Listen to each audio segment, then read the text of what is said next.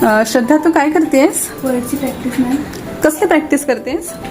Symbol बनवायची. बरं, एखादं हे कोणतं सनफ्लॉवरचं आहे का? दाखव बरं बनवून.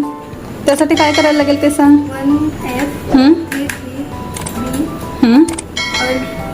दाबून एक्सप्रेस करायचं. व्हेरी गुड, खूपच छान. श्रद्धा, अजून कोणतं सिम्बॉल तुला येतात बनवता? Red Apple. ओके. त्यासाठी हं? 1 हं? हं? 4E हं?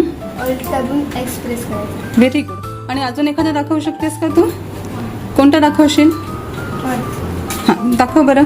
1F हं? 0E. Okay, very good. खूपच छान श्रद्धा.